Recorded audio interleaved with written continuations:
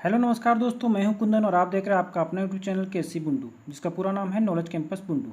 तो आज हम लोग यहां पे देखने वाले हैं साधारण ब्याज यानी कि सिंपल इंटरेस्ट। तो आइए शुरू करते हैं। देखिए दोस्तों, ये साधारण ब्याज का सेकेंड लेक्चर है। ठीक है, फर्स्ट लेक्चर में मैंने साधारण ब्याज से संबंधित जितने भी फंडामेंटल यूनिट्स थी सबको मैंने वहाँ पे क्लियर कर दिया था। तो आज हम लोग यहाँ पे देखने वाले हैं साधारण ब्याज का सेकेंड लेक्चर। ठीक है, तो आइए शुरू करते हैं। उससे पहले मैं यहाँ पे आपको एक बात क्लियर कर देना चाहता हूँ कि साधारण ब्याज के चैप्टर में जितने भी प्रश्न होंगे, ठीक है, जितने भी प्रश्न होंगे सबको हम लोग मूलधन को, सब में हम लोग मूलधन को 100% मान के सोल्व करेंगे। ठीक है, यानी कि मूलधन जहाँ पे भी आएगा आपको उसका वैल्यू कितना मानना है, 100% मानना है। ठीक है, परसेंटेज वैल्यू में, ना कि रुपया में। रुपया में अगर आपको दिया है तो ठीक है, और नहीं दिया है तो हम उसको निकालेंगे, लेकिन प्रतिशत में, परसेंटेज में हमको उसको कितना मानना है, 100% मानना है। ठीक है, तो आइए शुरू करते हैं आज का पहला क्वेश्चन। देखिए दोस्तों, आज का पहला क्वेश्चन है, राम ने एक धनराशि 10% वार्षिक ब्याज की दर पर निवेश की है। 4 वर्षों बाद वह राशि ब्याज सहित 770 रुपया हो जाती है, तो वह राशि कितनी है। राशि कहने का मतलब कि यहाँ पे आपको क्या पूछा जा रहा है, यहाँ पे आपको मूलधन पूछा जा रहा है, यानी कि मूलधन कितना है। ठीक है, तो आइए देखते हैं।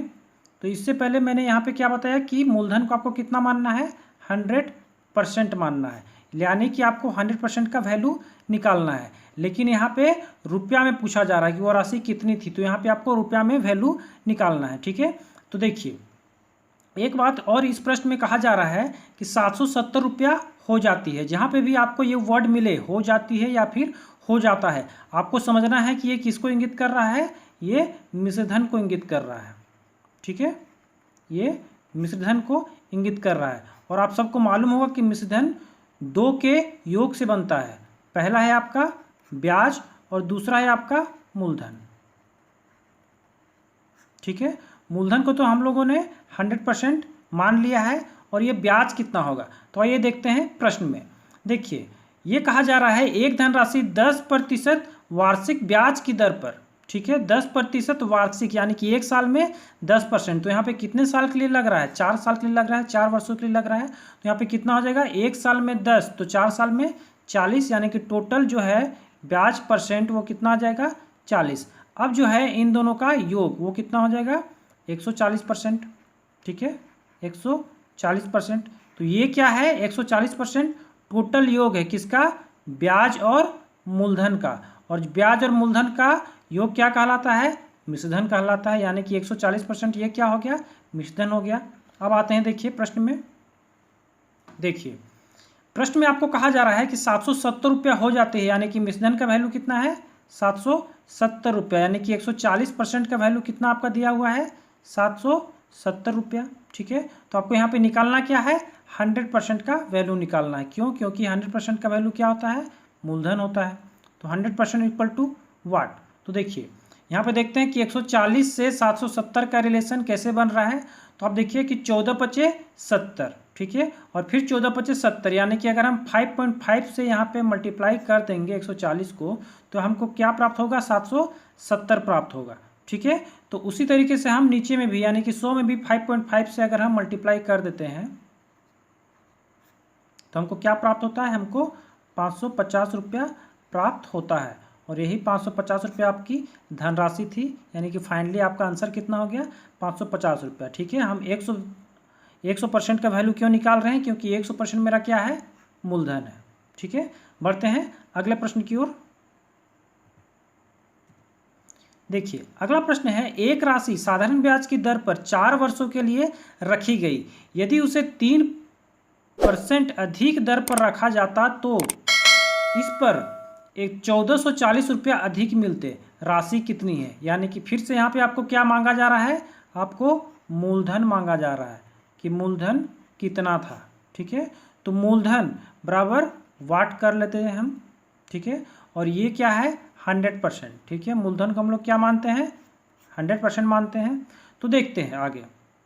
यहाँ पे कहा जा रहा है कि 4 वर्षों के लिए रखी गई है, यदि उसे 3% अधिक दर पर रखा जाता है, हालांकि यहाँ पे हमको अभी दर मालूम नहीं है, लेकिन प्रश्न में कहा जा रहा है कि 3% अधिक दर, यानी कि जितना भी दर दिया हुआ है उसमें अगर हम 3% एक्स्ट्रा जोड़ देंगे तो वो हमको जो अधिक राशि मिलेगी वो कितना मिलेगी, 1440 मिलेगी। ठीक है, तो अब यहाँ पे देखिए आप कि एक साल में 3% अधिक जोड़ रहे हैं, यानी कि 4 साल में टोटल कितना जोड़ देंगे, एक साल में यानी कि एक वर्ष में हमको कितना परसेंट अधिक मिल रहा है, 3% अधिक मिल रहा है। ठीक है, तो हमको कितना साल में निकालना है, 4 साल में निकालना है, यानी कि 4 वर्ष में। तो 4 वर्ष में कितना हो जाएगा, 12% हो जाएगा। ठीक है, 1 चौके 4 तो 3 चौके 12, तो इस तरीके से हम 12 तक पहुंच गए।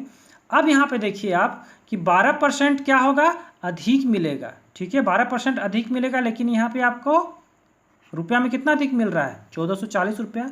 तो हम यहाँ पे लिख सकते हैं कि 12% बराबर 1440 रुपया। ठीक है, अब देखते हैं कि ये मूलधन 100% कितना होगा। तो देखिए 12 से 1440 का रिलेशन कैसे बन रहा है। 12 को अगर हम स्क्वायर करेंगे, यानी कि 12 को अगर हम 12 से मल्टीप्लाई करेंगे तो क्या मिलता है हमको, 144 मिलता है। और लास्ट में एक जीरो है, यानी कि हम यहाँ पे 120 से अगर हम मल्टीप्लाई करते हैं तो हमको क्या प्राप्त होगा, 1440 प्राप्त होगा। तो जब हम ऊपर में 120 से मल्टीप्लाई कर रहे हैं तो हमको नीचे में भी 120 से मल्टीप्लाई करना पड़ेगा। ठीक है, तो नीचे में अगर 120 से मल्टीप्लाई करते हैं तो हमको कितना प्राप्त होता है, 12,000। तो यही 12,000 फाइनली मेरा आंसर है। ठीक है, बढ़ते हैं अगले प्रश्न की ओर। अगला प्रश्न है, 2100 रुपये की राशि 2 वर्षों में साधारण ब्याज पर 2352 रुपये हो गई। यदि ब्याज दर 1% घटा दी जाती है तो नया ब्याज क्या है। आइए देखते हैं। देखिए, इससे पहले मैंने प्रश्न बताया था कि जहाँ पे भी आपको हो गई, हो जाता है, हो जाती है, ऐसा कोई वर्ड मिले तो आपको समझना है कि वो किसको दिखा रहा है, वो मिश्रधन को दिखा रहा है। ठीक है, तो यहाँ पे मिश्रधन जो है वो कितना हो जाएगा, यहाँ पे मिश्रधन हो जाएगा कितना, 2352 रुपये। ठीक है, अब इससे पहले तो मैंने बताया था कि मिश्रधन जो होता है वो किसका किसका योगफल होता है, ब्याज और मूलधन का। तो ये ब्याज और मूलधन का क्या है, योगफल है। तो मूलधन तो हम लोग को पहले से ही प्रश्न से मालूम है कि 2100 मेरा क्या है, मूलधन है। तो इसका ब्याज कितना हो जाएगा, इसका ब्याज होगा 252 रुपया। ठीक है, तभी तो हम ये दोनों को ऐड करेंगे तो हमको कितना प्राप्त होगा, 2352 प्राप्त होगा। ठीक है, तो ये जो 252 है ये क्या है, 2 साल का ब्याज है। ठीक है, ये 2 साल का ब्याज है। तो 1 साल का ब्याज कितना हो जाएगा, हम क्या करेंगे, बाई 2 कर देंगे। ठीक है, बाई 2 कर दें तो हमको क्या प्राप्त हो गया, 1 साल का ब्याज यानी कि 126 रुपया। अब हम देखेंगे कि ये 126 रुपया मूलधन का कितना परसेंट है। ठीक है, मूलधन का कितना परसेंट है, तो देखते हैं 126 बट्टा 2100 गुना 100, 00 से 00 कट गया, ये कितना हो जाएगा, 21 छक 126, यानी कि फाइनली आपका कितना हो गया, 6% आपका दर आ रहा है। हालांकि अभी तक उत्तर हमें प्राप्त नहीं हुआ है, यानी कि हमको यहाँ पे दर हमको नहीं पूछा है, हमको क्या पूछा है, हमको ब्याज निकालना है। ठीक है, तो यहाँ पे देखिए दर आपका आ गया कितना, 6%। तो कहा जा रहा है कि यदि ब्याज दर में 1% घटा दी जाए तो 6 में से अगर 1 घटाएंगे तो हमको कितना प्राप्त होगा, 5 प्राप्त होगा। तो हम निकालते हैं, अब हम 2100 का 5% कितना हो जाएगा। ठीक है, तो 00 से 00 कट गया तो कितना प्राप्त हुआ, 21 पच्चे 105। ठीक है, ये कितना हो गया, 1 साल का हमको निकालना कितना है, 2 साल का। तो 2 साल का निकालेंगे तो फिर 105 ऐड कर देंगे, यानी कि पहले साल भी हमको 105, दूसरे साल भी हमको 105, तो हमको टोटल कितना प्राप्त हो गया, 210 रुपया। तो ये फाइनली मेरा आंसर हो गया। ठीक है, बढ़ते हैं अगले प्रश्न की ओर। अगला प्रश्न है, जितना ब्याज 5 वर्ष में 4% की साधारण ब्याज दर पर 6,000 रुपये होगा, उतना ब्याज 8,000 रुपये की राशि पर 3% प्रति वर्ष की दर पर कितने समय में होगा। ठीक है, तो यहाँ पे फाइनली आपको क्या निकालना है, समय निकालना है। ठीक है, तो आइए देखते हैं। देखिए कहा जा रहा है जितना ब्याज, ठीक है, जितना ब्याज, तो हम लोग क्या करते हैं, दोनों के साइड हम लोग ब्याज का फॉर्मूला लगाएंगे। ब्याज का फॉर्मूला क्या होता है, मूलधन गुने समय गुने दर बट्टा 100। ठीक है, इधर भी हम सेम फॉर्मूला लगा दे रहे हैं, मूलधन गुने समय गुने दर बट्टा 100। ठीक है, अब देखते हैं यहाँ पे क्या है, मूलधन कितना है, 6,000 रुपया। ठीक है, और आपका समय कितना है, 5 वर्ष, और आपका दर कितना है, 4%। ठीक है, बट्टा 100। और अगला में देखिए आपका मूलधन कितना है, 8,000 रुपया, 8,000 रुपया। और आपका समय क्या है, आपको निकालना है। ठीक है, समय आपको निकालना है। और आपका दर कितना दिया हुआ है, 3%। कितना, 3%। अब हम इसको सॉल्व करते हैं। देखिए नीचे का 100, तो नीचे का 100 को काट देगा। ठीक है, ऊपर में देखिए 3 जीरो है, 3 जीरो कट गया, 4 दूना 8, यहाँ पे कितना हो गया, 3 दूना 6, तो ये जो 3 दूना 6 है, इस 6 को काट देगा। ठीक है, अब फाइनली आपका क्या बच गया, समय, और इधर कितना बच गया, 5, यानी कि फाइनली आपका आंसर क्या हो गया कि समय बराबर 5 वर्ष। ठीक है, बढ़ते हैं अगले प्रश्न की ओर। अगला प्रश्न है, बैंक द्वारा साधारण ब्याज की वार्षिक दर 5% से घटकर 3.5% किए जाने पर किसी व्यक्ति की ब्याज से होने वाली वार्षिक आय 105 रुपये कम हो गई। ठीक है, सॉरी यहाँ पे काम हो गया है, यहाँ पे होना चाहिए कम। ठीक है, कम हो गई। बैंक में कितने रुपए की राशि जमा करवाई गई थी। देखिए अगला प्रश्न है, बैंक द्वारा साधारण ब्याज की वार्षिक दर 5% से घटकर 3.5% किए जाने पर किसी व्यक्ति की ब्याज से होने वाली वार्षिक आय 105 रुपये कम हो गई। सॉरी यहाँ पे होना चाहिए था कम हो गई। ठीक है, कम हो गई। बैंक में कितने रुपए की राशि जमा करवाई गई थी। ठीक है, तो देखिए यहाँ पे कहा जा रहा है कि 5% से घट के कितना हो गया, 3.5% हो गया, यानी कि कितना घट गया, 1.5% घट गया।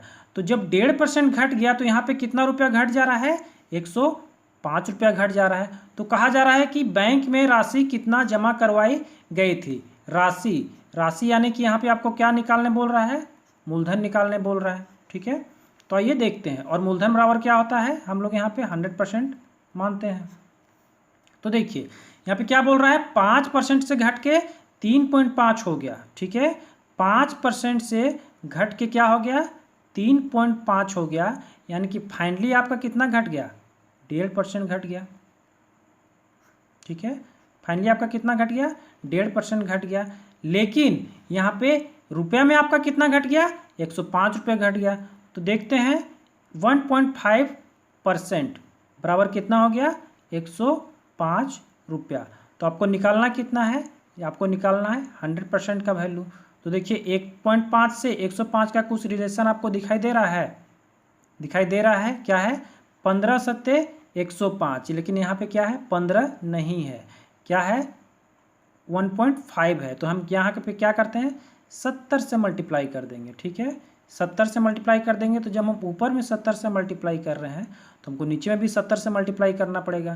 क्या हो जाएगा, 100 70 7,000। ठीक है, तो ये 7,000 फाइनली आपका आंसर हो गया। ठीक है, आशा करता हूँ कि मेरे द्वारा समझाए गए ये जो यहाँ पे टेक्निक्स हैं आप लोग को समझ में आई होंगी।